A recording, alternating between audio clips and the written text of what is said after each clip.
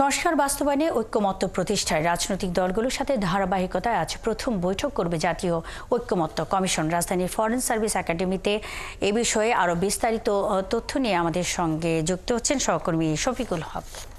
শফিকুল, প্রথম দিনের বৈঠকে কোন রাজনৈতিক দলের নেতারা অংশ নিচ্ছেন, আলোচনায় কোন বিষয়গুলো বেশি গুরুত্ব পাবে বলে মনে করছেন, এবং আরও জানতে চাই যে বৈঠকটি শুরু হয়েছে কিনা।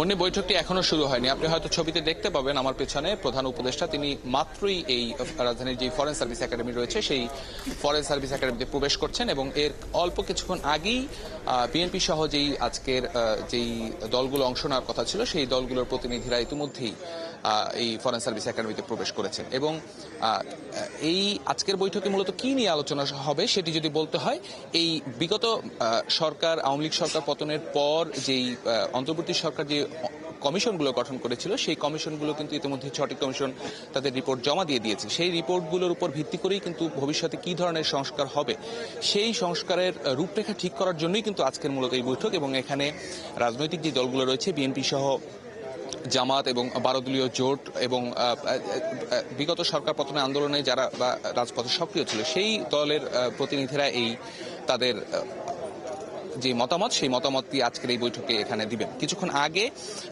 দলগুলো যখন এখানে প্রবেশ করছিল তাদের সাথে আমাদের কথা হচ্ছিল, তারা যেটি বলছিলেন যে সংস্কার কমিশন 6টি সংস্কার কমিশন তারা যে রিপোর্টগুলো দিয়েছে সেই কমিশনের রিপোর্টের সাথে কিন্তু বিভিন্ন দল তাদের দ্বিমত পোষণ করেছে, বিভিন্ন বিষয়ে তারা ঐক্যমতে আসলে যেতে পারেনি। সেসব বিষয় নিয়েই মূলত আজকের এই আলোচনা। একটি বিষয় বলে রাখি যে অন্তর্বর্তী সরকারের প্রধান উপদেষ্টা ডক্টর মোহাম্মদ ইউনূস তিনি কিন্তু আপনি জানেন ইতিমধ্যেই একটি জাতীয় সংসদ নির্বাচনের যেই সম্ভাব্য যে সময় সেটির একটি ধারণা তিনি দিয়েছেন যে চলতি বছরের ডিসেম্বরের মধ্যে এই জাতীয় সংসদ নির্বাচনটি হতে পারে। তবে এর আগে একটি বিষয় খুব চাউর হয়েছে যে স্থানীয় সরকার নির্বাচন অনেক রাজনৈতিক দল কিন্তু তারা আগে চাচ্ছেন।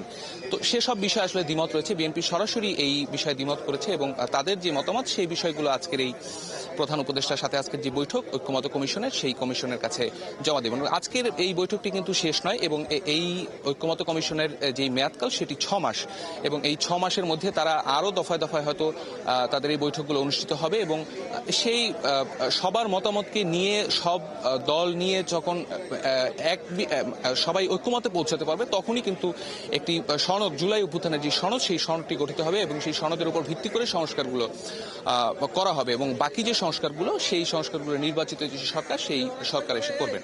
তো আজকের মূলত এটি ঐক্যমত্য কমিশনের যে বৈঠক সেটি আজকের এই বৈঠকের মধ্যে দিয়ে শুরু হলো এবং এই বৈঠকটি ভবিষ্যতে আরও হবে এবং রাজনৈতিক দলগুলো আজকের বেলা 3টায় এই বৈঠক শুরু হওয়ার কথা, বিকেল 5টা পর্যন্ত বৈঠক চলবে। 2 ঘন্টার বৈঠক শেষে তারা বের হয়ে তাদের মতামত আমাদেরকে জানাবেন এবং প্রধান উপদেষ্টা বা প্রেস উইং এর পক্ষ থেকেও এই বৈঠকের বিষয়ে সারমর্ম আমাদেরকে জানানো হতে পারে। তো আমরা এখন পর্যন্ত রয়েছি ফরেন সার্ভিস একাডেমির সামনে, দলগুলো ইতিমধ্যে প্রবেশ করেছে যেটি জানাচ্ছিলাম এবং বৈঠকটি প্রধান উপদেষ্টা এর মধ্যে প্রবেশ করেছেন। বৈঠকটি অল্প কিছুক্ষণের মধ্যে শুরু হবে এবং সেই বৈঠকে ভেতরে অন্তর্বর্তী সরকারের প্রধান উপদেষ্টা ডক্টর মোহাম্মদ ইউনূস তিনি একটি প্রাথমিক ভাষণ সেখানে দিবেন। পরবর্তীতে রাজনৈতিক যেই দলগুলো রয়েছে সেই দলগুলোর সাথে কথা বলবেন এবং আজকের এই বৈঠকে যেই সংস্কার কমিশনের যে 6টি সংস্কার কমিশনের প্রধান যারা ছিলেন তারাও কিন্তু এই ঐক্যমত্য কমিশনের সদস্য হিসেবে রয়েছেন এবং তারাও এই বৈঠকটিতে অংশগ্রহণ করছেন। তো সবার মতামতের ভিত্তিতে একটি সিদ্ধান্ত নেওয়ার জন্যই আজকের এই বৈঠক এবং এই বৈঠকটি ইতিমধ্যেই শুরু হয়েছে। আমরা রয়েছি, পরবর্তীতে হয়তো বিস্তারিত আরও এখান থেকে জানাতে পারবো। মনে এখন পর্যন্ত এই ছিল।